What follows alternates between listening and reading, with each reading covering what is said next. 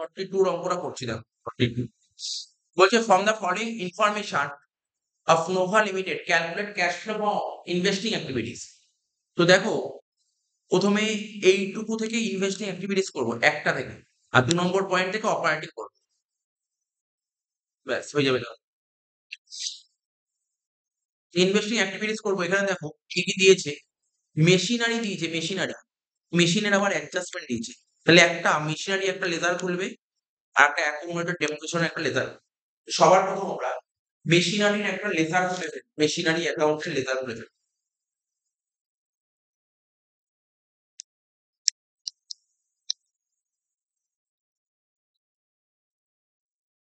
কি form? Debit side, credit side. Machinery asset বাড়বে debit দিকে, কমবে ক্রেডিট দিকে। মেশিনের ওপেনিং ব্যালেন্স কত ছিল দেখো, ওপেনিং ব্যালেন্স ছিল 3 লাখ, ক্লোজিং ছিল 5 লাখ। ওপেনিং ছিল 3 lakh, to balance BD 3 lakh,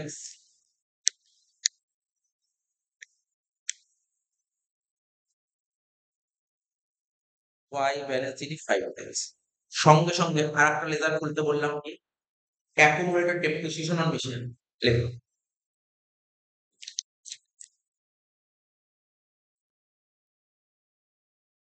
accumulated depreciation on machinery account.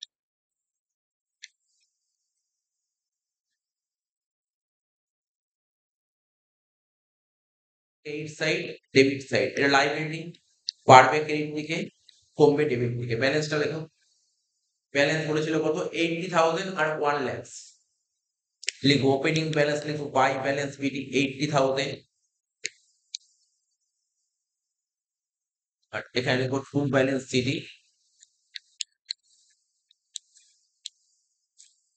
1 lakh.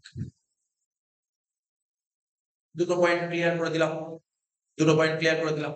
এবার গুডউইল ল্যান্ড পরে দেখি। বলছে 50,000 এর একটা মেশিন, মানে একটা মেশিন 50,000 দিয়ে কেনা হয়েছে।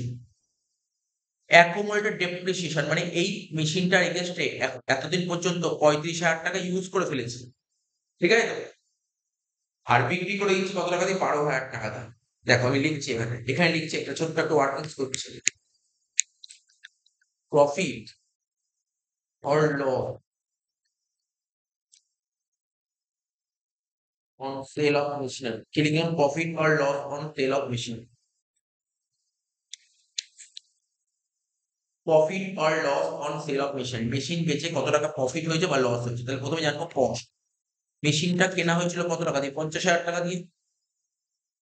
মেশিনটা কেনা হয়েছিল 50,000 টাকা দিয়ে। এবার মেশিনটার এগেনস্টে, মেশিনটা কিনেছি, তাহলে মেশিনটা ইউজ করেছি, ইউজ করলে ডেপ্রিসিয়েশন হয়। তাহলে কত টাকা ডেপ্রিসিয়েশন হয়েছে, এখন হবে 35। তাহলে এখানে কি লিখবে, অ্যাকুমুলেটেড ডেপ্রিসিয়েশন। অ্যাকুমুলেটেড ডেপ্রিসিয়েশন মানে মেশিনের এগেনস্টে তুমি এতদিন কতটা ইউজ করেছো। তুমি যে 50 দিয়ে মেশিন কিনেছিলে, তো মেশিনটা ইউজ করেছো, কত টাকার মেশিন ইউজ করেছো, 35। মানে এতদিন, এই বছর না, এতদিন পর্যন্ত, আপ টু ডেট। ঠিক আছে, 15,000 এটাকে বলে রিটেন ডাউন ভ্যালু বা বুক ভ্যালু। সেল করলে তুমি কত টাকা দিয়ে, 12,000 টাকা, 12,000। 3,000 কি হলো, ল, 3,000 হলো ল। তাহলে দেখো কি করবে, এক একটা করে পার্ট বাই পার্ট করবো, এক একটা করে পার্ট বাই পার্ট করবো। মেশিনটা, তোমার মেশিনের এগেনস্টে কত টাকা ডেপ্রিসিয়েশন হচ্ছে, 35। তাহলে যে মেশিনটা তুমি বেচে দিচ্ছ, তার ডেপ্রিসিয়েশনও তো ক্যান্সেল করতে হবে। মেশিনটা বেচে দিলে তার ডেপ্রিসিয়েশন তো ক্যান্সেল করতে হবে। তাহলে এই যে ডেপ্রিসিয়েশন অ্যাকাউন্টটা দেখাচ্ছ, যত মেশিন, যত মেশিনের ডেপ্রিসিয়েশন সব এখানে দেখাবো। তাহলে যেই মেশিনটা বের করে দিচ্ছ, তারপর কি আর ডেপ্রিসিয়েশন হবে, তার ডেপ্রিসিয়েশন ক্যান্সেল হয়ে যাবে। তো ডেপ্রিসিয়েশনটা ক্যান্সেল করতে গেলে কি করবো, ডেবিট দিকে করবো। ডেবিট দিকে কি লিখবো, এখানে ডেবিট দিকে লিখবো টু মেশিনারি অ্যাকাউন্ট বলে 35,000। ঠিক আছে, টু মেশিনারি অ্যাকাউন্ট বলে 35,000। এবার সঙ্গে সঙ্গে এটা মেশিনারি অ্যাকাউন্টের ক্রেডিট দিকে বসে যাবে, বাই অ্যাকুমুলেটেড ডেপ্রিসিয়েশন অ্যাকাউন্ট বলে 35,000।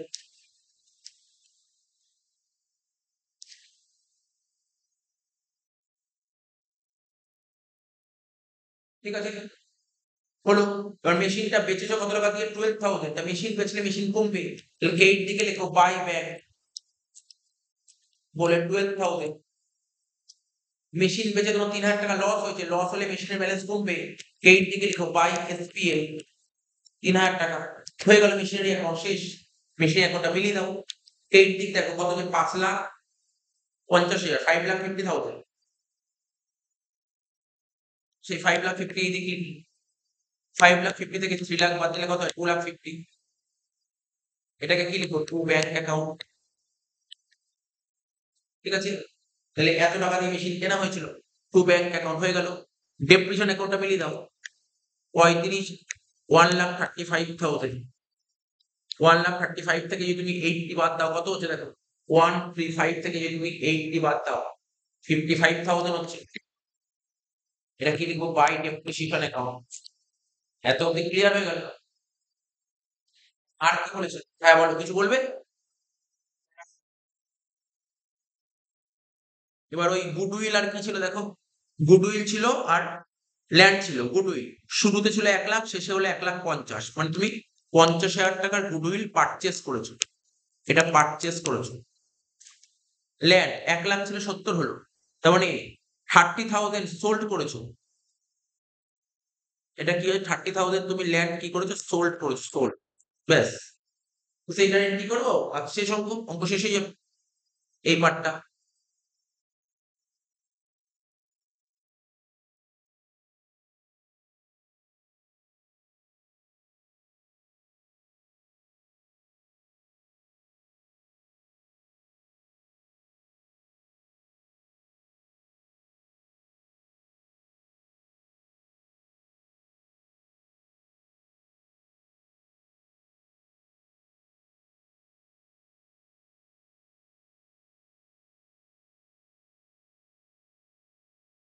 এখানে লিখবো, কি লিখবো? Calculation of cash flow from investing activities. Calculation of cash flow from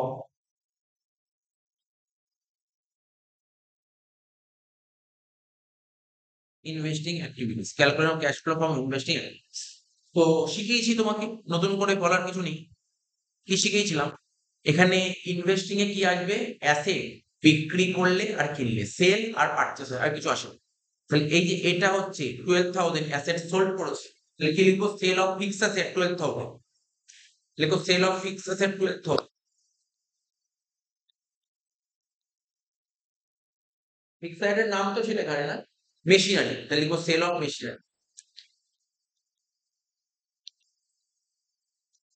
12,000। আর কি লিখলাম কোশ্চেনে? এই দেখো, ল্যান্ড, ল্যান্ড বেচেছি কত টাকা দিয়ে? 30,000। তাহলে লিখবো সেল অফ ল্যান্ড 30,000।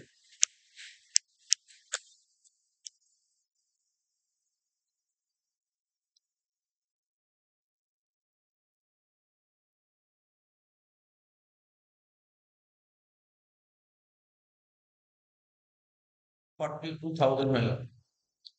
এবার সেল করলে টাকা আসছে আর পারচেস করলে টাকা যাচ্ছে, পারচেস করছো, মাইনাস দিয়ে লিখো পারচেস অফ মেশিনারি 2,50,000। 2,50,000 বেরিয়েছিল পারচেস অফ মেশিনারি, মাইনাস 2,50,000। আর কি ছিল? Purchase of goodwill. গুডউইল কত পারচেস করেছিল দেখো? 59 নাকি আমি জানি না, দেখতে হবে, 1 মিনিট, 1 মিনিট দেখতে হবে গুডউইল কত পারচেস করেছিল।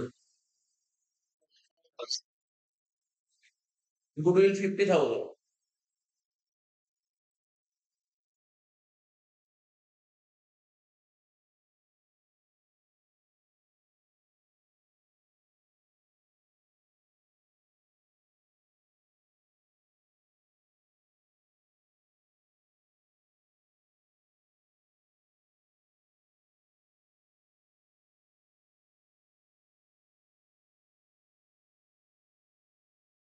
গুডউইল কত বললে? 50,000, তাই তো?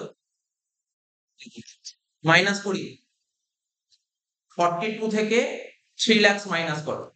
42 থেকে 3 লাখ মাইনাস করলে হচ্ছে 2,58,000। তাহলে লিখবো কি? Cash used in investing activities. এখানে লিখবো ক্যাশ ইউজড।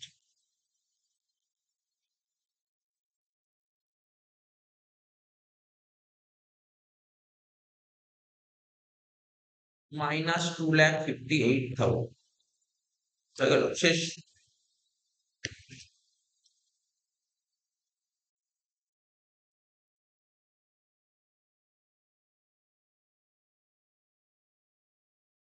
ঠিক আছে, এবার দেখো 2 নম্বর বলে প্রফিট অফ জাস limited. Okay, profit of Just Limited for the year ended 31/13 after appropriation 2,50,000 appropriation দিয়ে মানে প্রফিট বলে দিয়েছে তোমাকে, হ্যাঁ প্রফিট 2.5 লাখ বলে দিয়েছে। আর আমরা জানি প্রফিটের সঙ্গে কি করতে হয়, ট্রান্সফার টু রিজার্ভ যোগ করতে হবে, মনে পড়ছে তো, ট্রান্সফার টু রিজার্ভ যোগ করতে হয় প্রফিটের সঙ্গে। আর ডিভিডেন্ড যোগ করতে হয়, ট্যাক্স যোগ করতে হয়, ডিভিডেন্ড ট্যাক্স অঙ্কে কিছু নেই, তাহলে ডাইরেক্ট পিবিটি বেরিয়ে যাবে। চলো অঙ্ক করতে করতে বোঝা যাবে। হেডিং দাও কি বের করতে হবে,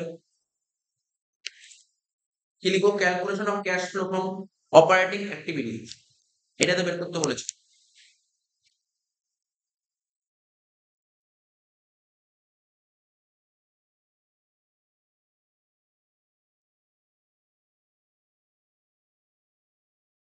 calculation of cash flow from operating activities, কি লিখলাম, calculation of cash flow from operating activities. ঠিক আছে, সবার প্রথম কি লিখতাম মনে পড়ে তো, পিবিটি, পিবিটি বের করতাম, তাই তো, পিবিটি বের করতাম। তো পিবিটি বের করতে কি করে, নেট প্রফিট বলে দিয়েছে কত, 2,50,000, নেট প্রফিট বলেছে 2,50,000, এর সাথে যোগ করবো কি transfer to reserve, transfer to reserve কত টাকা দিয়েছে, ট্রান্সফার টু রিজার্ভ দেখে নাও, কোশ্চেন পড়ো, ট্রান্সফার টু রিজার্ভ কত দিয়েছে, এ দেখো 22,500, 22,500, টোটাল করে হচ্ছে 2,72,500, এটাকে বলা হয় হচ্ছে প্রফিট বিফোর ট্যাক্স, এটাকে বলা হয়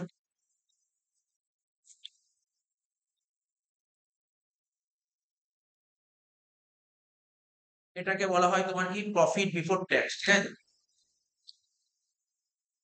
আচ্ছা বলছি এই মোটামুটি কয়েকটা হয়ে গেলে, মোটামুটি চ্যাপ্টার গুলো শেষ হয়ে গেলে না, আমি তোমাকে যখন পরীক্ষা নেবো না, পরীক্ষা নেবো চ্যাপ্টার গুলো শেষ হয়ে গেলে, আর পরীক্ষাগুলো যখন নেবো না, আমি আমার বাড়িতে রেখে পরীক্ষা নেবো,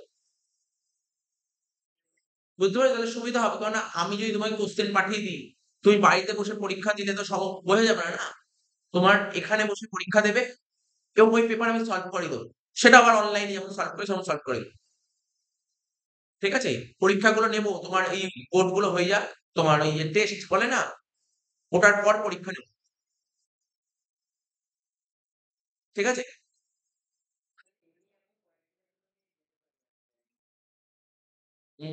ঠিক আছে, আমি ডেকে নিতে পারবো অফলাইনে, বুঝতে পেরেছি। আমি একটু দেখে নিই যে একটু টাইমটা ম্যানেজ করে নিই, আমি তারপর দেখছি।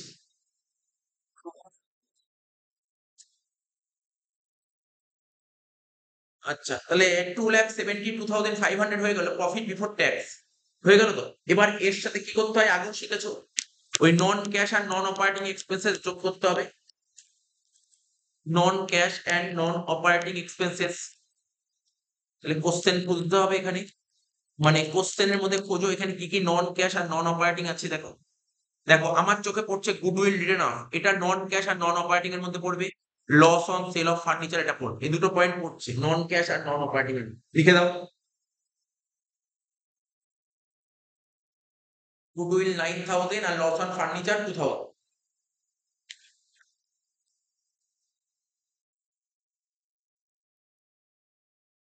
Loss on sale of furniture 2,000,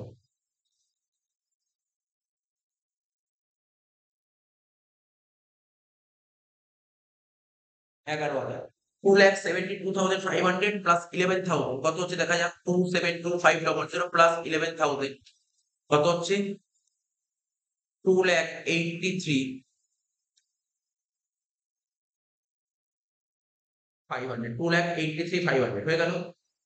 আর কিছু আছে মাইনাসের মধ্যে কিছু দেখি, এখানে এমন কিছু দেখতে পাচ্ছি না, কারেন্ট অ্যাসেট আর কারেন্ট লায়াবিলিটি, বলতে পারবে ইনকাম রিসিভড ইন অ্যাডভান্স এটা কি অ্যাসেট না liability, income received in advance এটা অ্যাসেট না লাইবিলিটি জানো, লাইবিলিটি, এটা কারেন্ট লাইবিলিটি, কারেন্ট লাইবিলিটি শুরুতে কেউ ছিল না, সে শুরুতে, হ্যাঁ, শুরুতে ৮ ছিল। শেষে কিছু নেই। মানে লায়াবিলিটি কমে গেছে। কারেন্ট লায়াবিলিটি কমলে কি হবে? মাইনাস। ইনভেন্টরি মানে স্টক, এটা কারেন্ট অ্যাসেটস, এটা কারেন্ট অ্যাসেটস। ১২ ছিল, ৮ হলো, কারেন্ট অ্যাসেট কমে গেছে। কারেন্ট অ্যাসেট কমলে প্লাস। তো ব্যাস হয়ে গেল। তাহলে শেষে হলো পুরা। তাহলে কি লিখবে? মাইনাস দিয়ে লেখো। মাইনাস দিয়ে লেখো, এখানে মাইনাস দিয়ে লেখো। কি লিখবো? ডিক্রিজ। লিখো ডিক্রিজ ইন কারেন্ট লায়াবিলিটি। ব্র্যাকেটে কি লিখবো? অ্যাডভান্স ইনকাম, তাই তো বলেছিল কোশ্চেনে? কোশ্চেন তাই বলেছিল। ইনকাম রিসিভড ইন অ্যাডভান্স লেখো। দেখো income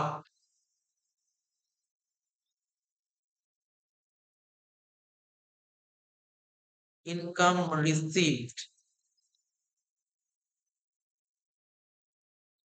income received in advance কত টাকা ছিল? 8,000। 8,000 মাইনাস হয়ে গেল। আর কি হবে? Plus. Decrease in current assets কি হবে? ইনভেন্টরি, একটাই আইটেম ইনভেন্টরি। কত টাকা? কোশ্চেন করে দেখে নাও ইনভেন্টরি কত টাকা ছিল? ৮ আর ১২ ডিফারেন্স 4,000।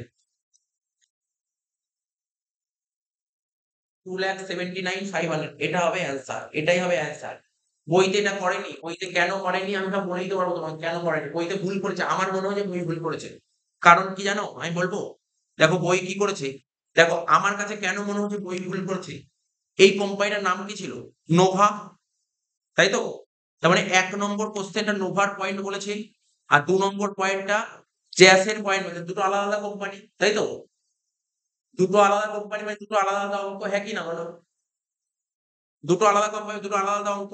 তো ও কি করেছে? যে কোশ্চেন সেট করেছে কি করেছে? বলছে ১ নম্বর কোশ্চেনে ডেপ্রিসিয়েশন বের করলাম মনে পড়ছে? ১ নম্বর কোশ্চেনে যে ডেপ্রিসিয়েশনটা বের করলাম দেখো। ১ নম্বর অঙ্কটা যে ডেপ্রিসিয়েশন বের করলাম না কত টাকা? এই দেখো ৫৫,০০০ টাকা। সেটা আবার এই অঙ্কে নিয়ে নিয়েছে। যেটা পুরোপুরি ভুল করেছে। ১ নম্বর কোম্পানির ডেপ্রিসিয়েশন ২ নম্বর কোম্পানি যেতে পারে? বলতে পারে না? ধরো, ধরো না, ধরো টাটা কোম্পানি। ধরো টাটা কোম্পানির ডেপ্রিসিয়েশন হচ্ছে ৳১,০০,০০০। ওটা রিলায়েন্স এ নিয়ে নিয়েছে। এটা সম্ভব কখনো? হয় কখনো? দুটো তো আলাদা কোম্পানি। আমার কাছে মনে হয় যে ভুল করেছে তাই আমি ওটা করিনি।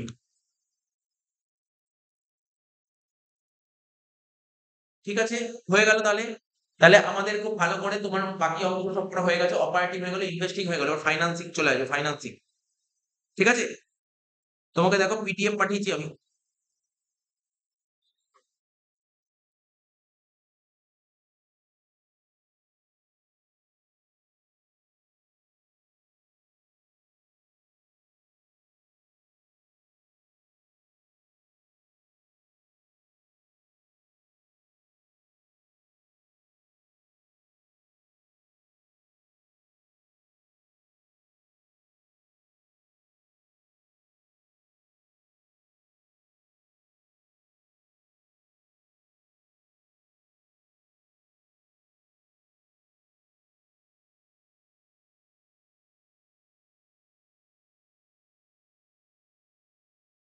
ফাইন্যান্সিং এ কিছুই আসে না। ধরো একটা কোম্পানি টাকা জোগাড় করে কোথা থেকে? একটা কোম্পানি তার টাকাটা জোগাড় করে কি করে? শেয়ার বেচে। বুঝতে পারছো তো? ধরো একটা টাটা কোম্পানি বা রিলায়েন্স কোম্পানির কথাই ভাবো না। ওই কোম্পানি টাকা জোগাড় কি করে? টাকা জোগাড় করবে কি করে? টাকা কি করে একাট্টা করবে? ও মার্কেটে পাবলিকের কাছে শেয়ার বেচে, ডিবেঞ্চার বেচে টাকা জোগাড় করবে। এছাড়া আর কোনোভাবে টাকা জোগাড় করতে পারে না। আর কোনো অপশনই নেই। দুটো অপশনই আছে। শেয়ার আর ডিবেঞ্চার বেচে টাকা জোগাড় করতে পারে। তো দেখো না, এখানে কোশ্চেন এখানে দেখো ফরম্যাট দিতে ফরম্যাট দেখতে আমার ভালো লাগে না। ফরম্যাট দেখে লাভ নেই। ফরম্যাট দেখে লাভ নেই। অঙ্ক দিয়ে বুঝবো। ঠিক আছে? বাদ দাও। অঙ্ক দেখো ডাইরেক্ট অঙ্কে চলে আসা।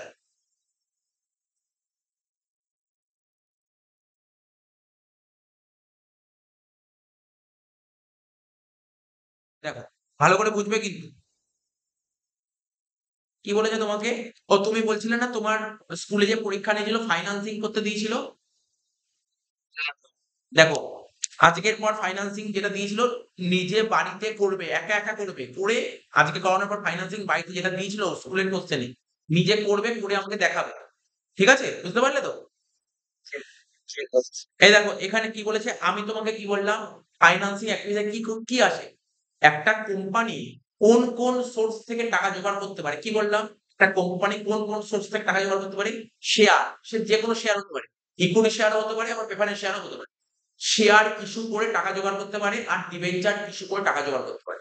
তাহলে দেখো এখানে কি বলেছে, ইকুইটি শেয়ার ক্যাপিটাল শুরুতে কত ছিল দেখো, শুরুতে ছিল 4 লাখ, তাই তো, শেষে হলো 5 লাখ। তুমি বুঝতে পারছো তো, শুরুতে ছিল 4 লাখ, শেষে হলো 5 লাখ। তাহলে ইকুইটি শেয়ার ক্যাপিটাল বাড়লো কত টাকা বলতে পারবে? 1 লাখ টাকা। ইকুইটি শেয়ার ক্যাপিটাল 1 লাখ টাকা বাড়লো। তাহলে আমি বলতে পারি এই কোম্পানির নাম বলেনি, এই কোম্পানি শেয়ার ইস্যু করে 1 লাখ টাকা জোগাড় করেছে, বলতে পারি হ্যাঁ কি না? এখান থেকে বলতে পারি এই company issue of equity share 1 lakh, বলতে পারি এটা 1 লাখ। কোম্পানির ক্যাপিটাল ছিল 4 লাখ, কোম্পানির ক্যাপিটাল এখন 5 লাখ শো করছে। তার মানে কি কোম্পানি নতুন করে আবার পাবলিককে শেয়ার বেচেছে। তো পাবলিককে শেয়ার বেচে কোম্পানি টাকা জোগাড় করেছে, কত? 1 লাখ টাকা জোগাড় করেছে। তাহলে বোঝা গেল এটা কি করে হলো। Next, long term borrowings. Long term borrowings মানে লোন। কোম্পানির টাকার দরকার, কোম্পানি লোন নিয়েছে। কত টাকা? শুরুতে লোন ছিল 1 লাখ, শেষেও ছিল 1 লাখ। তাহলে কোনো লোন নেই, লোন নিতেই হয়নি। শুরুতেও 1 লাখ ছিল, শেষেও 1 লাখ হলো, লোন নেয়নি, ডিবেঞ্চার নেয়নি কিছু। শর্ট টার্ম বরোইংস মানে স্যার ছোট লোন, ছোটখাটো লোন। শর্ট টার্ম বরোইংস মানে ছোটখাটো লোন। দেখো শর্ট টার্ম বরোইংস কত দিয়েছে? হ্যাঁ, হ্যাঁ। না, না, স্টার্টিং এ 1 লাখ ছিল লোন, শেষেও 1 লাখ আছে। তার মানে কোনো লোন নেয়নি। মানে কারেন্ট ইয়ারে কোনো লোন নেয়নি। মানে শুরুতে ধরো 10 টাকা লোন ছিল, শেষেও 10 টাকাই আছে। তার মানে শুরুতে যেটা ছিল সেটাই আছে তো। তাহলে কোনো লোন নেয়নি আর। শর্ট টার্ম বরোইংস শুরুতে ছিল 50,000, শেষে হলো 0। তার মানে কি লোন পুরো শোধ করে দিয়েছি, হ্যাঁ কি না? বলো, বলো, বলো, বলো। বলো, শুরুতে লোন ছিল 50,000, শেষে কোনো লোন নেই। তাহলে লোনটা কি হয়েছে? শোধ হয়ে গেছে। বলতে পারি তো শোধ হয়ে গেছে লোনটা। তাহলে এখানে লিখবো রিপেমেন্ট অফ শর্ট টার্ম বরোইংস, কত? 50,000 হয়ে গেল। সিকিউরিটিজ প্রিমিয়াম শুরুতে ছিল 40, শেষে হলো 50। তাহলে প্রিমিয়াম কত বাড়লো? 10,000 বাড়লো। কেন বাড়লো 10,000? কোম্পানি শেয়ার ইস্যু করলো কত টাকার? কোম্পানি পাবলিকের কাছ থেকে শেয়ার বেচে টাকা কামালো 1 লাখ টাকা। তাই 1 লাখ টাকা শেয়ার ইস্যু করেছে কত টাকা প্রিমিয়ামে? 10,000 টাকা প্রিমিয়ামে। বুঝতে পারলে কি করে 10,000 টাকা হলো? দেখো আগামী দিনে তুমি এই ক্লাস 12 এ আছে ইস্যু অফ শেয়ার শিখবে। ওখানে ইস্যু অফ শেয়ার বলে বা কোম্পানি শেয়ার ক্যাপিটাল বলে শিখবে, অ্যাকাউন্টিং ফর শেয়ার ক্যাপিটাল শিখবে। কোম্পানি যখন শেয়ার ইস্যু করে না, কখনো কখনো বেশি দামেও শেয়ার বেচে। ঠিক আছে? কোম্পানি যদি ফেস ভ্যালু যদি বেশি দামে শেয়ার বেচে, তখন বলা হবে কোম্পানি প্রিমিয়ামে শেয়ার বেচেছে। বোঝা গেল? ধরো আমার কোম্পানির এক একটা শেয়ারের ফেস ভ্যালু 100 টাকা। কোম্পানি সেই শেয়ারগুলো যদি 110 টাকায় বেচে, তাহলে বলবো কোম্পানির শেয়ারগুলো 10 টাকা বেশি দামে বেচেছে। মানে 100 টাকার চেয়ে বেশি দামে বেচেছে। তাই এটাকে বলে প্রিমিয়াম। বেশি দামে বেচলে তাকে প্রিমিয়াম বলে। তাহলে এখানে কোম্পানি কত টাকা প্রিমিয়াম বলেছে? 10,000 টাকা প্রিমিয়াম, 10,000 টাকা। তার মানে এই 10,000 টাকা। তাহলে কোম্পানি শেয়ার ইস্যু করে 1 লাখ পেয়েছে প্লাস 10,000 টাকা প্রিমিয়াম, টোটাল 1,10,000 হয়ে গেল। ব্যাংক ওভারড্রাফট, জানি ব্যাংক ওভারড্রাফট কি? এটা এক ধরনের লোন, ছোট লোন। এটাকে বলে ছোট লোন। শুরুতে ছিল 1.5 লাখ, শেষে হলো 2 লাখ। কত বাড়লো? ছোট লোন 50,000 বাড়লো। তাহলে লিখবো কি? এখানে লিখবো ব্যাংক ওভারড্রাফট 50,000, লিখবো 50,000 ব্যাংক ওভারড্রাফট। তাহলে বোঝা গেল? আমি কোশ্চেনটা পড়ে বোঝালাম মোটামুটি। আর ইন্টারেস্ট পেড অন ডিবেঞ্চার, তুমি লোন নিয়েছো, লোনের উপর ইন্টারেস্ট দিতে হবে। ইন্টারেস্ট কত বলেছে? 10,000 টাকা। ইন্টারেস্ট 10,000 টাকা। আচ্ছা তুমি বলো, আমি তোমাকে জিজ্ঞাসা করছি, বলো ইন্টারেস্ট পে করলাম, তো ইন্টারেস্ট পে করলে কোম্পানির টাকা আসে না যায়? বলো, বলো, বলো, বলো। টাকা যায়, তাহলে এটা কি মাইনাস হবে, হ্যাঁ কি না? ইন্টারেস্ট অন ব্যাংক ওভারড্রাফট, তোমার ব্যাংকে যা টাকা জমা ছিল তার চেয়ে এক্সট্রা টাকা তুলেছো। তা ব্যাংকের থেকে এক্সট্রা টাকা তুললে তাকে তো ওভারড্রাফট বলে। তাহলে ব্যাংকের থেকে এক্সট্রা টাকা তুললে ব্যাংক তোমার থেকে ইন্টারেস্ট নেবে কি নেবে না? তাহলে নিলে, তাহলে ক্যাশ আসছে না যাচ্ছে? মাইনাস হয়ে গেল। Interest interest on bank overdraft 15,000 and previous year 10,000 থেকে নিচ্ছি কি বলেছে কারেন্ট ইয়ার প্রিভিয়াস ইয়ারটা।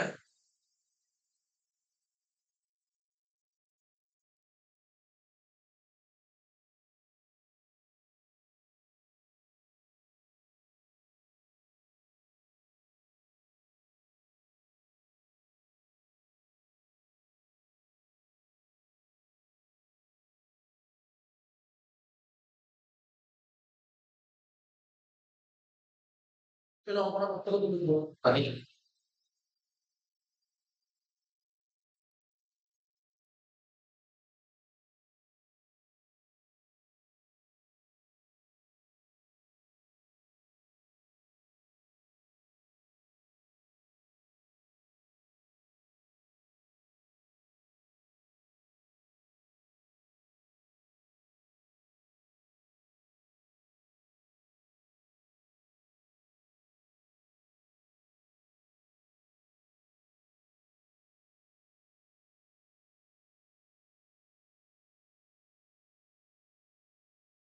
চলো তাহলে অঙ্কটা করি।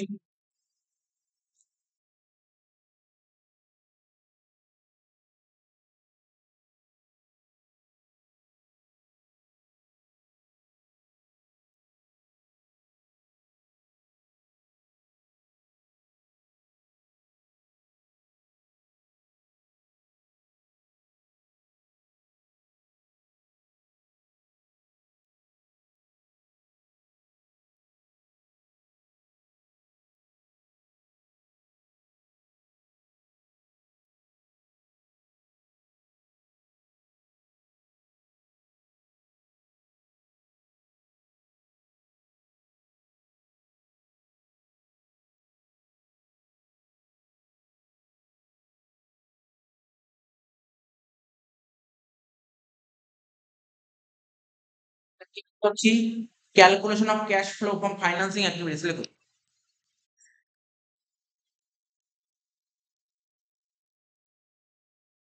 ক্যালকুলেশন অফ ক্যাশ ফ্লো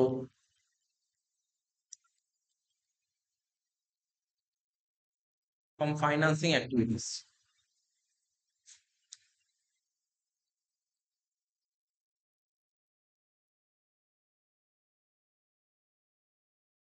কি হবে প্রথমে?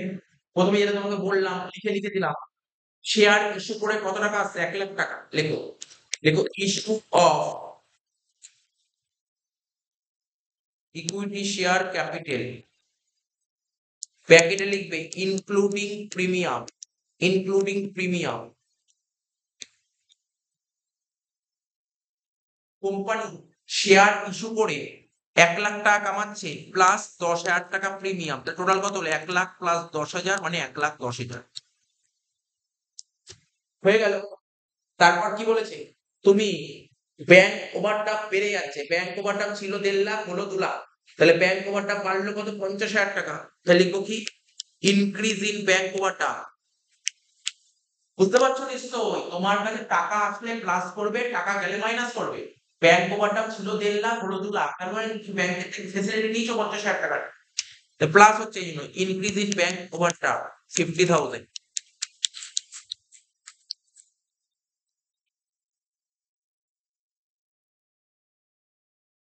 হলো।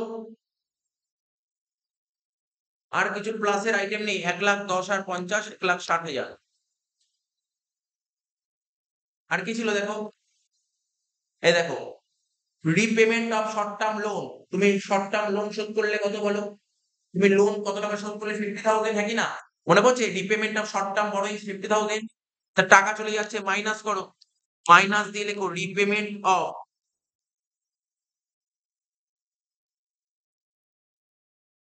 শর্ট টার্ম বড়োইং 50,000 মাইনাস হয়ে গেল। আর কি ছিল দেখো, এক একটা করে দেখো। ইকুইটি শেয়ার ক্যাপিটাল হয়ে গেল, long term, short term, security হয়ে গেল, হয়ে গেল। Adjustment, interest paid on debenture দেখো, মাইনাস দিয়ে লেখো, টাকা চলে যাচ্ছে। Interest paid on debenture 10,000।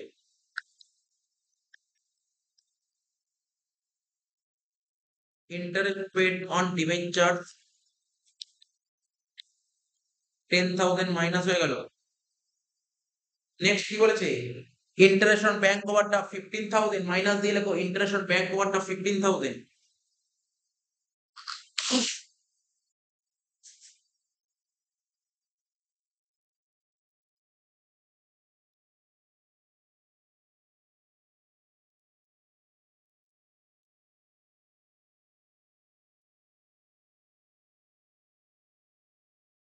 Plus minus করবো 1,10,000 1,10,000 থেকে 10 বাদ দিলে 1,00,000 1,00,000 থেকে 15 বাদ দিলে 85,000 সেই সংখ্যা। এটাকে বলা হয় cash flow from financing activities.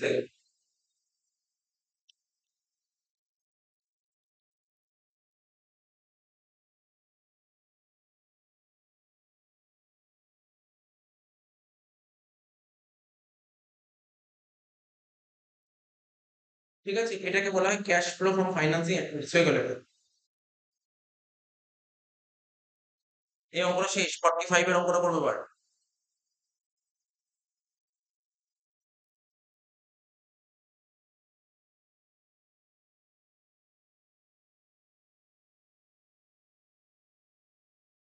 শোনো কি বলেছে, Ryan limited provides the following information determine cash flow from financing activities. Equity share capital কি বলেছে, শুরুতে ছিল 10 লাখ শেষে হলো 15 লাখ। ডিবেঞ্চার মানে লোন, শুরুতে ছিল 1 লাখ শেষে কিছু নেই। ডিবেঞ্চার মানে এটাও লোন, শুরুতে কিছু নেই শেষে 2 লাখ টাকা হলো। ইন্টারেস্ট পেড অন ডিবেঞ্চার, এখানে তোমার কোনো ডাউট নেই, ইন্টারেস্ট পেড অন ডিবেঞ্চার। তুমি তুমি লোন নিয়েছো, লোন নিলে তো ইন্টারেস্ট পে করতে হবে। তো ইন্টারেস্ট পে করলে টাকা আসছে না যাচ্ছে, এটা বলো দেখি, জোরে বলো দেখি। যাচ্ছে, তাহলে মাইনাস হয়ে গেল। Dividend paid, dividend paid, dividend paid হলে টাকা আসছে না যাচ্ছে, এটাও মাইনাস। এবার দেখো আমি তোমাকে একটা কথা বলি, তোমার মনে কোশ্চেন আসতে পারে যে স্যার সবই বুঝতে পারছি, ইন্টারেস্ট পেড ডিভিডেন্ড পেড এটা ফাইন্যান্সে কেন আসছে? তোমার মনে কোশ্চেন আসতে পারে কেন ফাইন্যান্সেই আসছে। দেখো, আমরা ইন্টারেস্ট কাকে দেব? ইন্টারেস্ট কাকে দেব আমরা? যার থেকে লোন নিয়েছি তাকে তো ইন্টারেস্ট দেবো। তাহলে আমরা যাদের থেকে লোন নিই তারা কোথায় আসে? ফাইন্যান্স করে তো।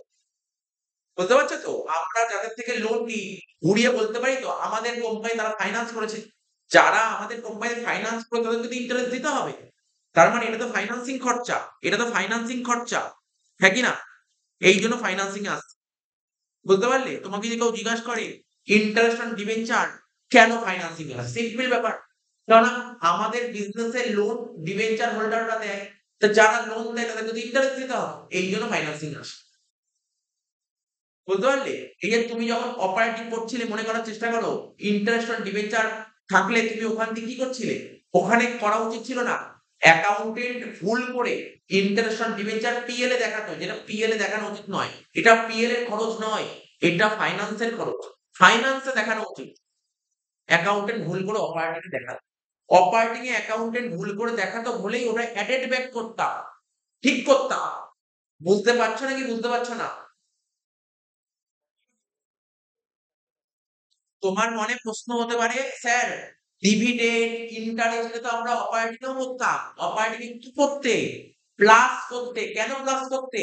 কারণ অপারেটিং এটা নেওয়া উচিত ছিল না, অ্যাকাউন্টেন্ট ভুল করে নিত। অ্যাকাউন্টেন্ট ভুল করে পিএল অ্যাকাউন্টের ডেবিটে দেখিয়ে দিত। আর পিএল অ্যাকাউন্টের ডেবিটে দেখালে তোমার প্রফিট কমে যেত তো। এই প্রফিটটাকে ঠিক করার জন্য ওখানে প্লাস করতাম। Actually interest paid dividend paid ফাইন্যান্সের আইটেম, মাথায় রাখতে হবে।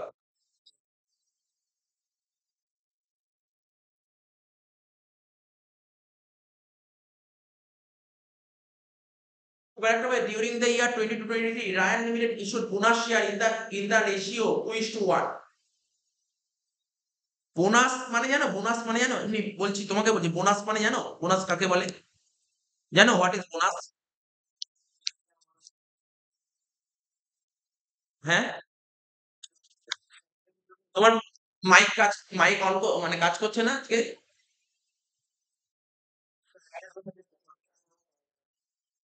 তোমার মাইকটা না খুব স্লো কাজ করছে, মানে কথা আসছে না একদম।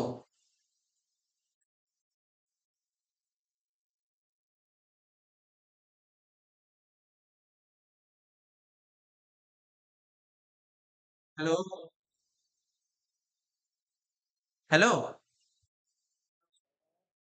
একদম স্লো, মানে খুবই স্লো। আগে যেমন প্রথম খুব মানে ভয়েসটা ক্লিয়ার শোনা যেত, ক্লিয়ার শোনা যায় না ভয়েস আর।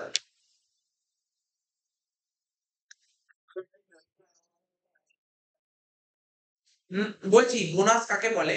বোনাস নরমালি আমরা জানি বোনাস হচ্ছে এমন একটা জিনিস, এটা হচ্ছে ফ্রি গিফট। ফ্রি, ফ্রিতে। মানে ধরো কোম্পানিতে দেখবে অনেক সময় এমপ্লয়িরা যখন চাকরি করে পুজোর সময় বা কোনো মানে কোনো পুজোর সময় ওদেরকে বোনাস দেয়। এর জন্য কিন্তু ওদেরকে দিয়ে এক্সট্রা কোনো কাজ করায় না। ফ্রিতে দেয়, এটা ফ্রি। তেমনি কোম্পানিতে যদি আমি টাটা কোম্পানির শেয়ার কিনি, টাটা কোম্পানি যদি প্রচুর লাভ করে, তাহলে লাভের একটা ভাগ আমাকে দেবে। এটাকে বোনাস বলে। এর জন্য আমার থেকে এই বোনাস দেওয়ার জন্য আমার থেকে কোনো টাকা পয়সা চার্জ করবে না। এটাকে বোনাস বলে। বুঝতে পারলে? কোম্পানি যদি লাভ হয় তখন লাভের একটা ভাগ শেয়ার হোল্ডারদের দেয়, বোনাস হিসেবে দেয়।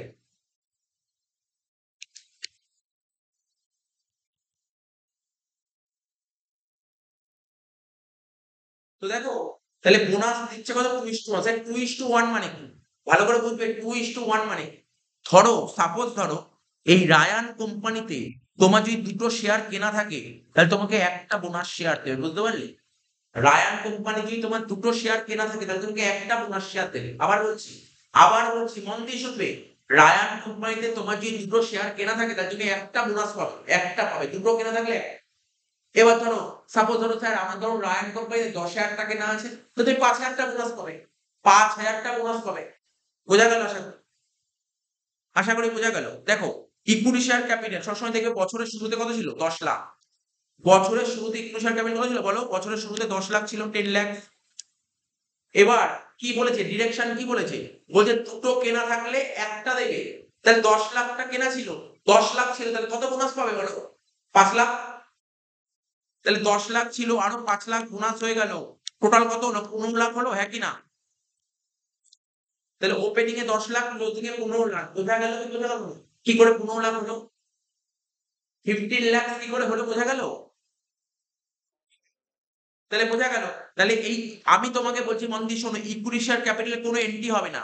এখন তুমি বলে স্যার কেন এন্ট্রি হবে না? তুমি নিজেই ভাবো। শুরুতে ছিল 10 লাখ, 5 লাখ টাকার বোনাস দিলে ওরা তো 15 লাখ টাকা হয়ে গেল। বোনাস দিলে বোনাস দিলে ক্যাশ ফ্লোতে কোনো এন্ট্রি হয় না। বুঝতে পারলে? বোনাস দিলে ক্যাশ ফ্লোতে কোনো এন্ট্রি হয় না।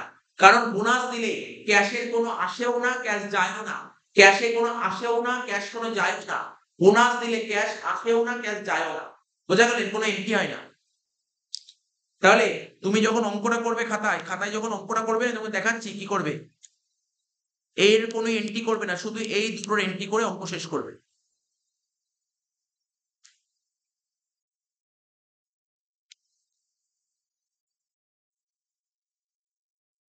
লেখো।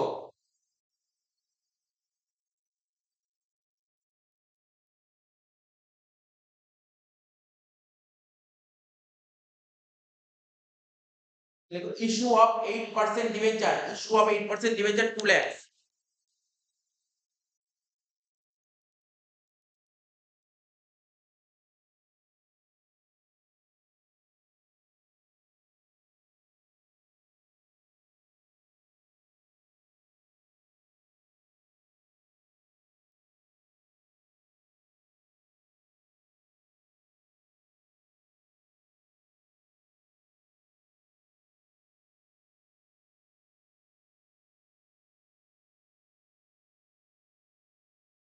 ঠিক আছে?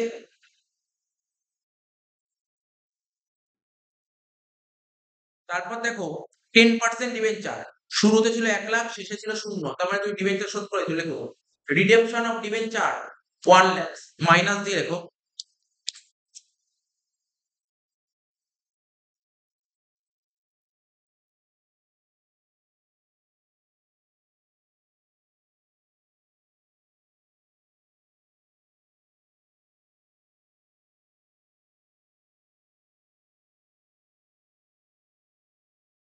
Redemption 10% debenture 1 lakh. 2 লাখ থেকে 1 লাখ বাদ দিলে কত হয়? 1 লাখ। হলো? আর কি বলেছে?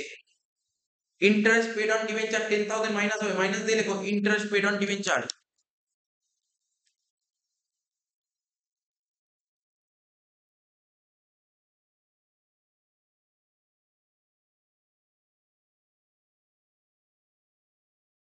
Ten thousand.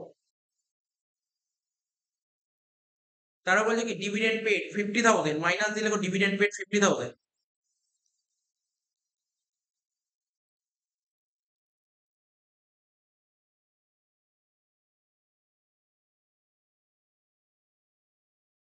তাহলে 1,00,000 থেকে 60,000 বাদ দিলে অ্যান্সার কত হয়? 40,000, 40,000।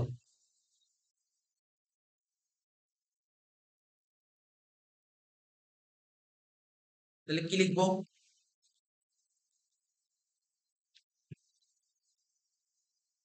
Cash flow from financing activity.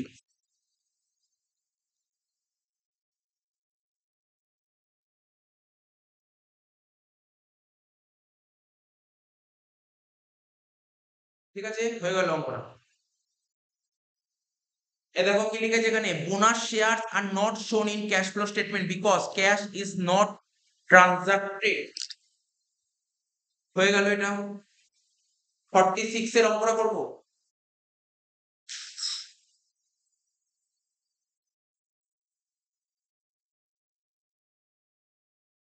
ঠিক আছে, মোটামুটি মাথায় ঢুকছে তো অঙ্কগুলো? 46 এর অঙ্কটা করবো, ঠিক আছে?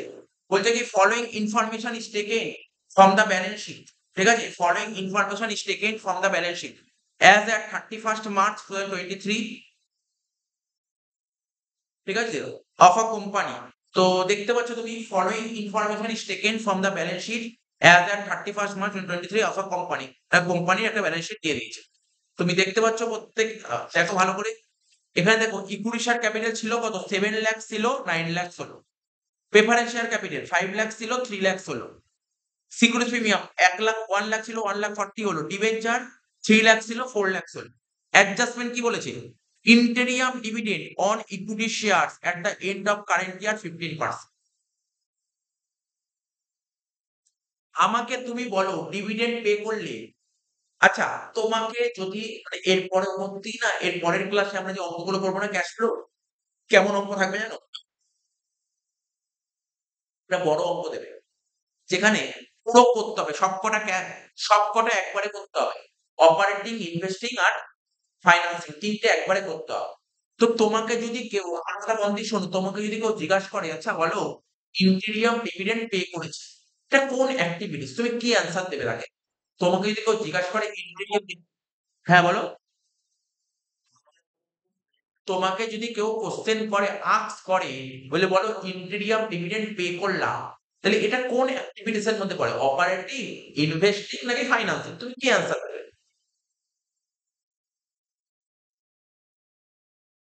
তোমার আচ্ছা আমি ইন্টেরিয়াম বাদ দাও, তোমাকে যদি কেউ জিজ্ঞাসা করে ডিভিডেন্ড পে করেছে, ডিভিডেন্ড পে, ফাইন্যান্সিং অ্যাক্টিভিটি, এইগুলোই তোমাকে, এইটাই হচ্ছে মেইন জিনিস, তোমাকে মনে রাখতে হবে অ্যাকচুয়ালি কোনটা কোন অ্যাক্টিভিটিস। তোমাকে যদি কেউ জিজ্ঞাসা করে ডিভিডেন্ড পেড কোন অ্যাক্টিভিটিস, তুমি বলবে ফাইন্যান্সিং অ্যাক্টিভিটিস। তাহলে কেন ফাইন্যান্সিং অ্যাক্টিভিটিস?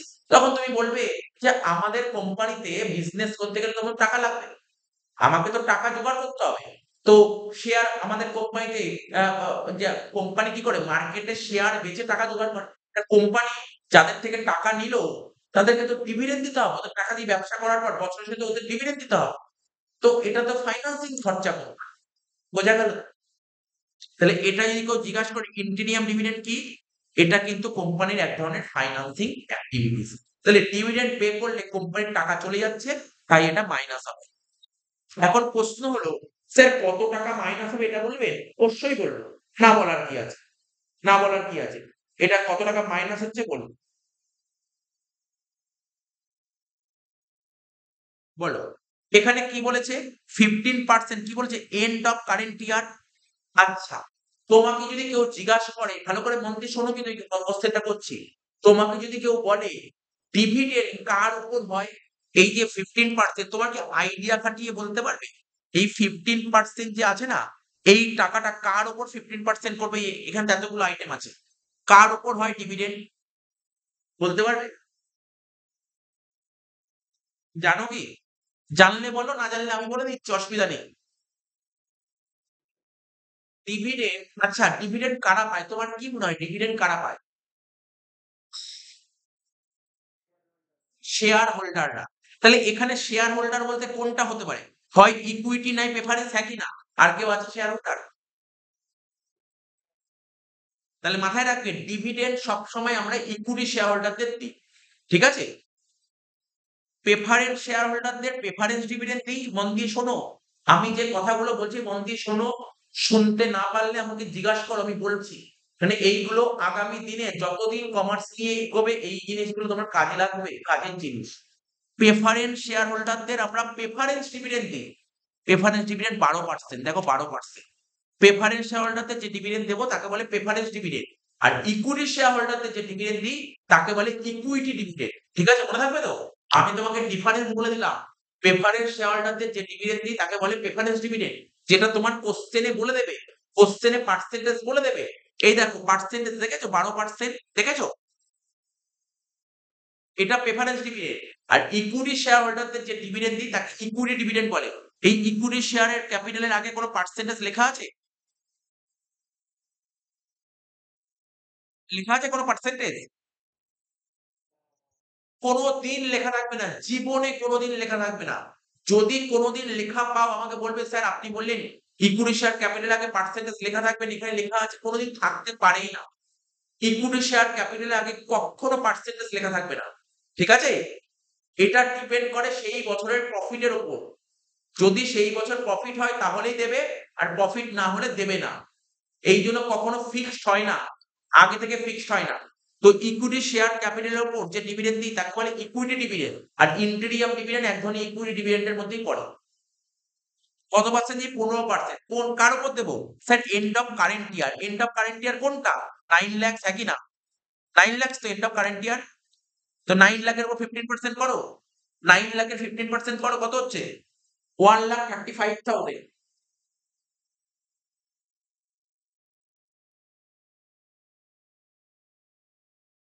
আচ্ছা, আমি যে ভাবছিলাম এটা আমি ভাবছিলাম, আমি পড়ার সময় এটা ভাবছিলাম ব্যাপারটা কেন হলো। এইখানে কি বলেছে ভালো করে পড়ো তো ইংলিশটা। ইংলিশের লাইনটা প্রত্যেকটা ভুল হয়েছে। লাইনটা প্রত্যেকটা ভুল হয়েছে এখানটা। এখানে দেখো। এখানে কি বলেছে আমি তোমাকে বোঝাচ্ছি। বলছে interim dividend on equity share at the end of current year was paid 15%। বলছে ডিভিডেন্ডের টাকাটা কবে দেবো? এন্ড অফ কারেন্ট ইয়ার, বছরের শেষে দেবো ডিভিডেন্ড। ডিভিডেন্ড বছরের শেষে দেবো। কিন্তু প্রশ্ন হলো কোন টাকার পার্সেন্ট দেবো? মনে রাখবে আজকের পর তুমি মনে রাখবে ডিভিডেন্ড সবসময় ওপেনিং ব্যালেন্সের উপর হয়। ডিভিডেন্ড অলওয়েজ ওপেনিং ব্যালেন্সের উপর হয়, ক্লোজিং ব্যালেন্সের উপর হয় না। সবসময় মনে রাখবে ওপেনিং ক্যাপিটালের উপর হয়। তো এখানে ওপেনিং ক্যাপিটাল ছিল 7 লাখ টাকা। এই 7 লাখের 15% হবে, আমি ওটা একটু ভুল করেছিলাম। 7 লাখের 15% হবে 1,05,000। আমি একটু ভুল করেছিলাম, আমি তোমাকে বারবার বলছি। ডিভিডেন্ড সবসময় ওপেনিং এর উপর হয়, ক্লোজিং এর উপর হয় না ডিভিডেন্ড। ডিভিডেন্ড অলওয়েজ ওপেনিং এর উপর হয়, ক্লোজিং এর উপর হয় না। বছরে কত টাকা দেখো, সিম্পল ব্যাপারটা বোঝো।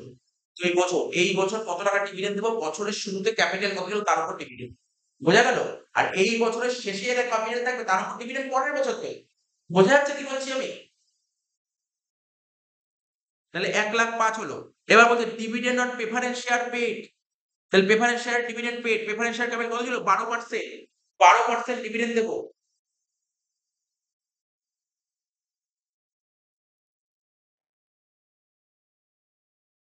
বলে দিচ্ছি সব, সব বলে দেবো কার উপর হবে। প্রেফারেন্স শেয়ার শুরুতে ছিল 5 লাখ, শেষে হলো 3 লাখ।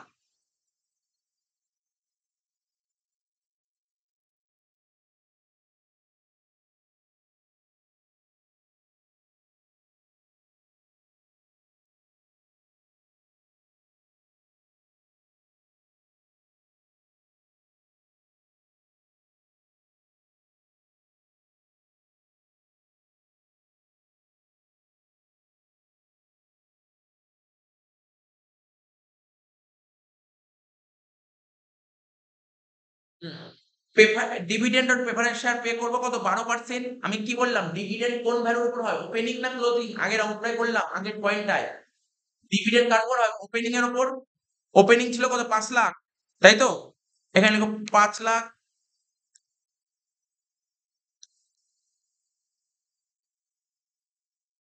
এখানে লিখো 5 লাখ, তার উপর 12% কত হচ্ছে? 60,000। কোনো ডাউট থাকলে বলো কিন্তু আমাকে। ডাউট থাকলে বলবে, চেপে রাখবে না। হলো তো? এবার কি বলছে? Preference share were redeem at a premium 5%। Preference share redeem করছি কিসে? 5% প্রিমিয়াম। প্রেফারেন্স শেয়ার হোল্ডারদের টাকাটা শোধ করছি 5% প্রিমিয়ামে। চলো না, চলো আমি তোমাকে বলছি, এক একটা করে বলি। বলছে প্রেফারেন্স শেয়ার, দেখো তো প্রেফারেন্স শেয়ার কত ছিল বছরের শুরুতে, বলো বছরের শুরুতে কত ছিল 5 লাখ, তাই তো? এটা ওপেনিং এ ছিল 5 লাখ আর ক্লোজিং এ কত ছিল 3 লাখ। তাহলে তোমার দেখে কি মনে হচ্ছে প্রেফারেন্স শেয়ার বাড়ছে না কমছে, কি মনে হচ্ছে পড়ে? কমছে মানে কি, টাকা নিচ্ছি না শোধ করছি, মানে পেমেন্ট করছি নাকি টাকা নিচ্ছি, রিপেমেন্ট করছি। আর একটা কথা মাথায় রাখবে আজকের পর, এই কথা মাথায় রাখতে মানে এগুলো তুমি যখন অঙ্ক করবে না বা স্কুলেও যদি করেন এগুলো বলবে, কিন্তু মাথায় রাখবে প্রেফারেন্স শেয়ারের ক্ষেত্রে না রিপেমেন্ট ইউজ করা হয় না। তুমি বললে প্রেফারেন্স শেয়ার, তুমি বলছো 2 লাখ টাকা রিপেমেন্ট করছি, তাহলে আমি বলছি তুমি কোনো ভুল বলনি, কারণ তুমি যেটুক জানো তার উপর বেস করে বলছো রিপেমেন্ট ঠিক বলেছো, কোনো ভুল করোনি। এখানে রিপেমেন্ট কথাটা ইউজ করা হয় না, এখানে রিপেমেন্টের জায়গায় একটা টার্ম ইউজ করা হবে রিডেমশন। কি বললাম? রিডেমশন। রিডেমশন মানেই রিপেমেন্ট। কি বললাম বুঝতে পারলে? কিন্তু প্রেফারেন্স শেয়ারের ক্ষেত্রে রিপেমেন্ট কথাটা ইউজ না করে রিডেমশন ইউজ করতে হয়। বোঝা গেল? মনে থাকবে? এটা হচ্ছে টেকনিক্যাল টার্ম, এটাকে বলে কোম্পানির ল্যাঙ্গুয়েজ, এটাকে বলে কোম্পানি ল্যাঙ্গুয়েজ। কোম্পানির ভাষায় রিডেমশন বলে, রিপেমেন্ট বলে না। আজকে আমি কারোর থেকে লোন নিলে তার যখন টাকাটা শোধ করবো তখন বলবো রিপেমেন্ট, কিন্তু যখন কোম্পানি ল্যাঙ্গুয়েজ বলবো তখন রিডেমশন কথাটা ইউজ করতে হবে। মনে মনে রাখবে কিন্তু, এই যদি তুমি রিপেমেন্ট লেখো অঙ্ক নাম্বার কাটবে না, অ্যান্সার বেরিয়ে যাবে, যে খাতা দেখবে সে 1 নাম্বার কাটবে তার জন্য, রিডেমশন না লেখার জন্য। বোঝা গেল তো কি বললাম? তাহলে তুমি কত টাকা প্রেফারেন্স শেয়ার পেমেন্ট করে দিচ্ছ বলো? 2 লাখ, হ্যাঁ কি না? হ্যাঁ কি না বলো? তুমি তো বললে 2 লাখ শোধ করছো, 2 লাখ শোধ করছো কিসে স্যার? 5% প্রিমিয়ামে। তার মানে প্রেফারেন্স শেয়ার 2 লাখ টাকা নিয়ে খুশি হবে না, ওরা বলেছে আমাকে আরো 5% এক্সট্রা দিতে হবে। তা 5% কত? 10,000, 10,000। টোটাল কত দিতে হবে প্রেফারেন্স শেয়ারকে? 2,10,000। কোনো ডাউট? Any doubt? বলো, ডাউট থাকলে বলো, ডাউট থাকলে বলো বলো বলো। এই যে 2 লাখ টাকা আমি শোধ করছি, কত পার্সেন্ট প্রিমিয়ামে শোধ করব? 5% প্রিমিয়ামে। 2 লাখের 5% করলে কত হয়? 10,000। তাহলে 2 লাখ টাকা মেইন অ্যামাউন্ট আর 10,000 টাকা প্রিমিয়াম, টোটাল দেবো কত? 2,10,000।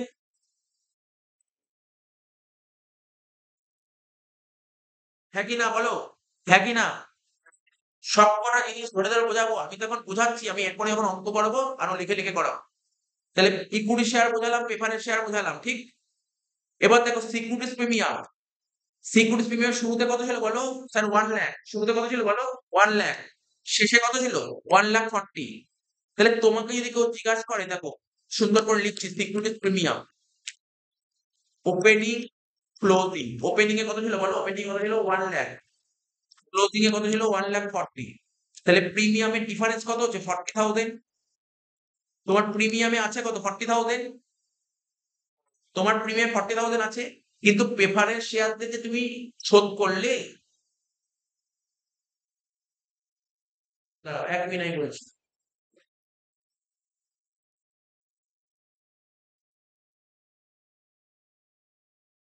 1 মিনিট বলছি, 1 মিনিট।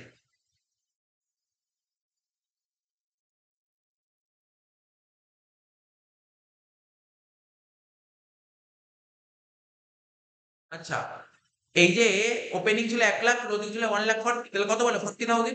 তার মানে তুমি যে শেয়ার ইস্যু করলে না, এই দেখো শেয়ার ইস্যু করেছি কোথায়, এই দেখো 7 লাখ ছিল, 9 লাখ হলো না? তাহলে কোম্পানি 2 লাখ টাকা শেয়ার ইস্যু করেছে, হ্যাঁ কি না? বলো বলো। অ্যাড হয়ে যাবে 40,000। বোঝা গেল? লাস্ট পয়েন্ট বলবো ডিবেঞ্চার, তাহলে শেষ অঙ্কটা। লাস্ট পয়েন্ট বলবো ডিবেঞ্চার, তাহলে অঙ্কটা শেষ।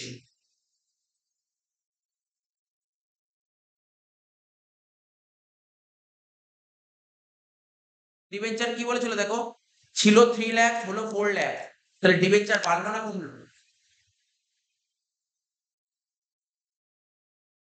1 লাখ টাকা বাড়লো, তার মানে কি তুমি 1 লাখ টাকা লোন নিয়েছো, হ্যাঁ কি না? তাহলে চলো এটাই, এইগুলো যে করলাম এতক্ষণ এটাই আর কি খাতায় করে দেখাও, এইগুলোই খাতায় করে দেখাও। তো প্রথমে একটা করে লিখো, লেখো ইস্যু অফ, লেখো issue of equity share capital, issue of equity share capital. তোমার বই সামনে খোলা আছে, বই দেখে বলো, তুমি বলো দেখি। Issue of equity share capital কত লিখবো? 2 লাখ টাকা, হ্যাঁ কি না? বলো 2 লাখ টাকা লিখতে পারি, হ্যাঁ কি না? 2 লাখ টাকা প্লাস প্রিমিয়াম 40,000 প্লাস প্রিমিয়াম 40,000, ঠিক 2,40,000 হয়ে গেল, হ্যাঁ কি না? এবার ডিবেঞ্চার কত লিখবো বলো? এইমাত্র বললাম 1 লাখ, মনে পড়ছে? ইস্যু অফ ডিবেঞ্চার 1 লাখ, কত হলো? 3,40,000, মাইনাস করো এক একটা করে। রিডেমশন অফ প্রেফারেন্স শেয়ার মনে পড়ছে কত টাকা? বলতে পারবে? আমি এইমাত্র বোঝালাম কিন্তু রিডেমশন অফ প্রেফারেন্স শেয়ার, বলো। এই দেখো কত লিখলাম? 2,10,000, বুঝতে পেরেছো তো নাকি বোঝনি? এই দেখো প্রেফারেন্স শেয়ার বছরের শুরুতে কত ছিল? বিগিনিং এ ছিল 5 লাখ, এন্ডে ছিল 3 লাখ, তাহলে 2 লাখ টাকা শোধ করবো 5% প্রিমিয়ামে 2,10,000, বোঝা গেল? আর কি ছিল দেখো? প্রেফারেন্স শেয়ার হয়ে গেল, সিকিউরিটি সব হয়ে গেছে। এবার দেখো ইন্টেরিয়াম ডিভিডেন্ড, ডিভিডেন্ড পে করলে মাইনাস করতে হয়, মাইনাস দিয়ে লেখো interim dividend.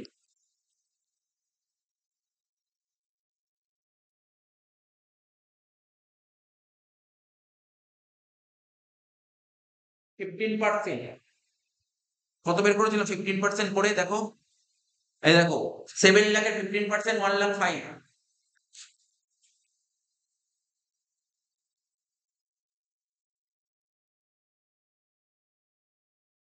Minus preference dividend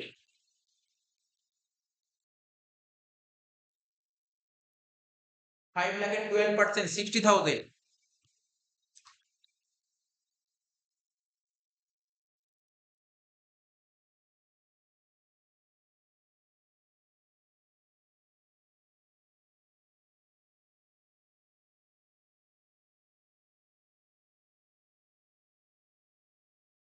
হলো তো? এবার দেখো তোমাকে জিজ্ঞাসা করছি, আমি পুরো জায়গাটা মুছে দিচ্ছি, নোংরা হয়ে গেছে তো বুঝতে অসুবিধা হবে, এই জন্য মুছে দিচ্ছি জায়গাটা। এবার বলছি, তোমাকে বলছি, বল।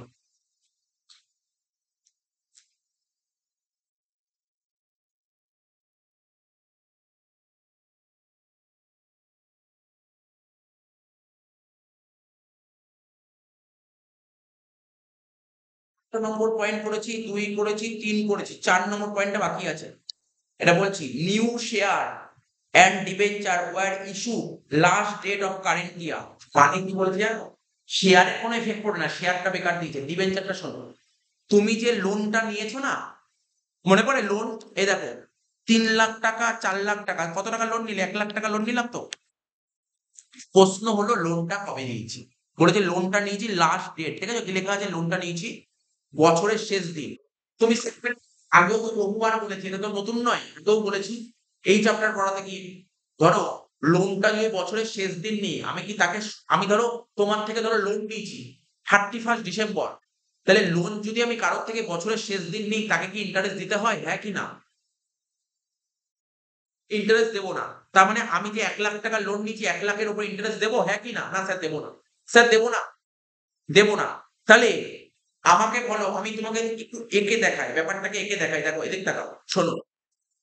এটা ধরো ওপেনিং, এটা ধরো ক্লোজিং, এখানে ছিল 3 লাখ, এখানে ছিল 4 লাখ। তো লোনটা নিয়েছি কবে জানো? লোন 1 লাখ টাকার লোন এই দিন নিয়েছি, এই দিন 1 লাখ টাকার লোন নিয়েছি। তাহলে সারা বছর আমার লোন কত ছিল বলো? 4 লাখ না 3 লাখ? 3 লাখ ছিল, তাহলে আমাকে ইন্টারেস্ট দিতে হবে তো, লোনের উপর ইন্টারেস্ট দিতে হয়। তা আমি ইন্টারেস্ট কতর উপর দেবো? 4 লাখের উপর দেবো না 3 লাখের উপর দেবো না 1 লাখের উপর দেবো? না, না, না, তুমি কি বললে? দেখো খেয়ে হারিয়ে ফেললে। তুমি তো 1 লাখের উপর ইন্টারেস্ট দেবেই না। তুমি 1 লাখ টাকা তো লোন নিলে বছরের শেষ দিন, 1 লাখ উপর কেন ইন্টারেস্ট দেবো? না কেন? এ বাবা কি বললে? তুমি কারোর থেকে লোন নিলে ইন্টারেস্ট দেবে না? বলো না। বছরের শেষে তুমি নিজে 1 লাখ টাকা, তুমি 1 লাখের উপর ইন্টারেস্ট দিলে না? 1 লাখ দিলে না, বাদ দাও, মিটে দেবে। 1 লাখের উপর ইন্টারেস্ট দেবে না। তুমি 1 লাখ টাকা লোন নিলে এন্ড অফ দ্য ইয়ার ওর উপর ইন্টারেস্ট দিতে হবে না। আমি বলিনি ওর উপর ইন্টারেস্ট দিতে। তো বাকি 3 লাখস এর উপর ইন্টারেস্ট দেব না? বলো 3 লাখ এর উপর ইন্টারেস্ট দেবো কি দেবো না?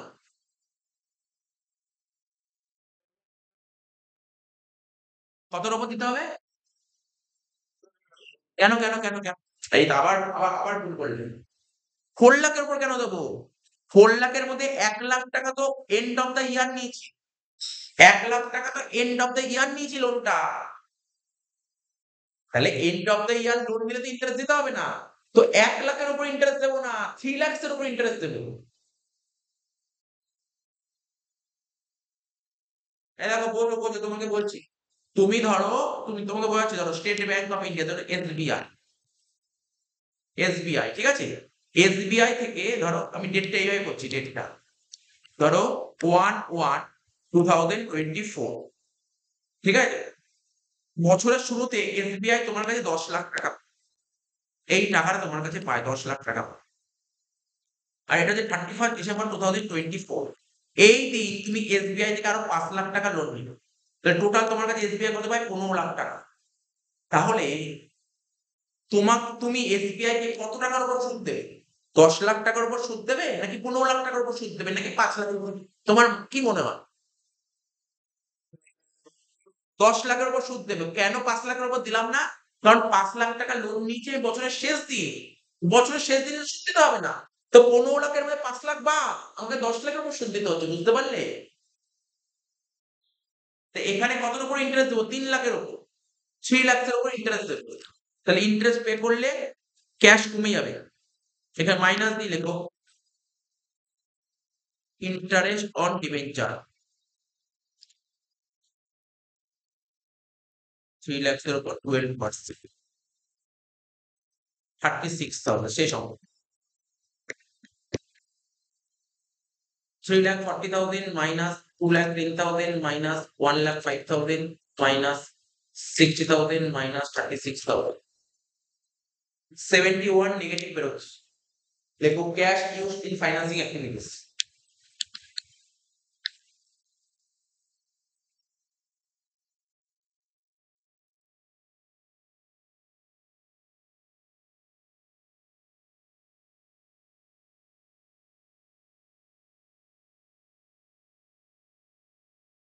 ঠিক আছে তো? হয়ে গেল। হ্যাঁ, হ্যাঁ। ঢুকে না বলছি।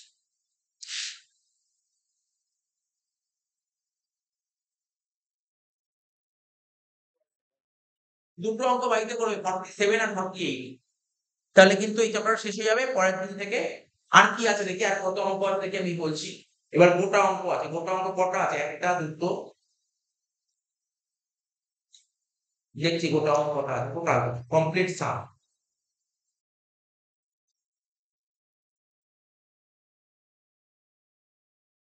ওই ধরো 61 অব্দি আছে 49 থেকে। মানে ধরো 12-13টা আছে। ওই 3-4টে আমি করিয়ে দেবো ঠিক আছে? তারপর হোমওয়ার্ক দিয়ে দেবো। নতুন চ্যাপ্টারে চলে যাবো তারপর।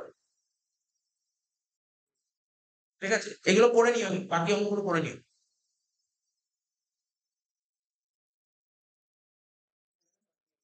হুম, হুম।